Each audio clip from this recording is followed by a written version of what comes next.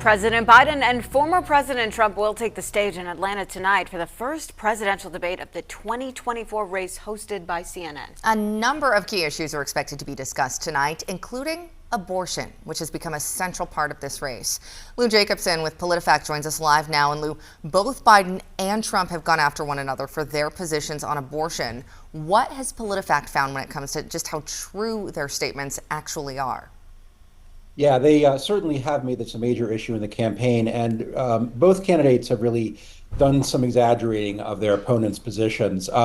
So Democrats have spotlighted Trump's 2016 comment that there has to be some sort of punishment for women who have abortions. Trump, when he said that, immediately retracted it the same day, and Democrats are still kind of harping on that, even though he's walked that back. Biden also said, referring to a Time magazine article that Trump sat down for back in April, Biden said that Trump said states should monitor women's pregnancies. In the interview, Trump didn't go that far. He actually didn't state any particular opinion on that policy, but he said that states would have the power to, under what the Supreme Court did in terms of overturning Roe v. Wade in 2022. For his part, Trump has said Democrats should support abortion measures that allow the execution of babies after birth. Democrats don't say that. That's false.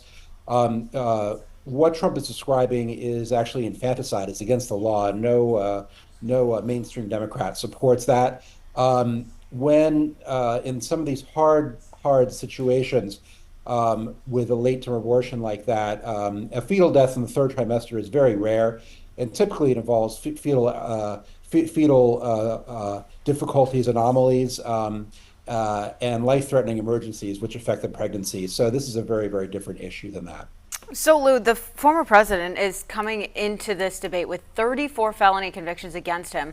President Biden remained mostly silent about that case as it was playing out, but has been blamed by Trump for the charges brought against him. You found those statements to be false. Yeah, so when Trump says Biden directed the Manhattan case, that is the one which resulted in the 34 felony counts, that is wrong.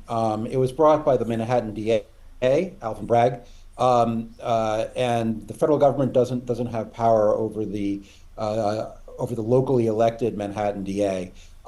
Bragg did hire a former Justice Department prosecutor who, in his previous career for the New York State Attorney General's office, had investigated Trump. But that's not the same thing as controlling the case from the White House. It's really not uncommon for seasoned prosecutors to move among federal, state, and local offices. And so it doesn't prove that he directed the investigation, as Trump indicated. All right. Trump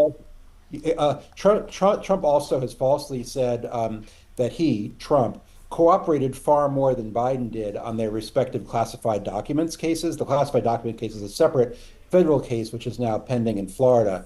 The special counsel in Biden's classified documents case, which resulted in basically the case being dropped, the special prosecutor there, even though he was very critical of Biden in certain ways, did say that Biden completely cooperated with their office, as opposed to the special counsel in Trump's case, who is prosecuting this case still, found that Trump's cooperation was so poor that he sought and got various indictments on multiple counts for actually obstructing the investigation. So that's a very different comparison there.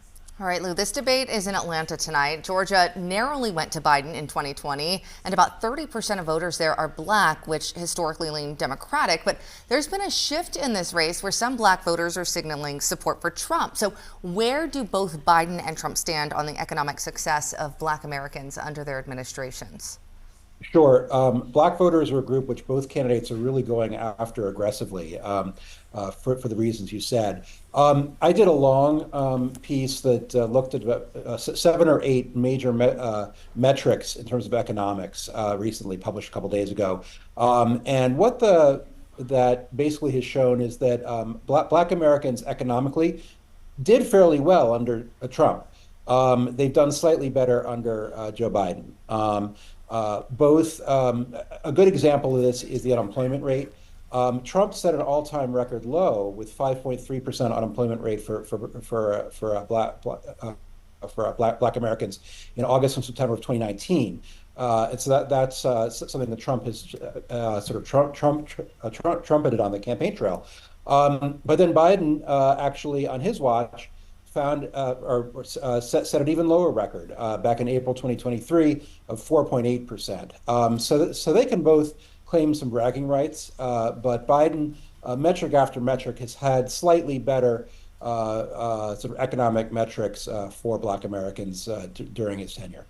All right, Lou Jacobson with PolitiFact. Thank you so much for joining us this afternoon. Thank you.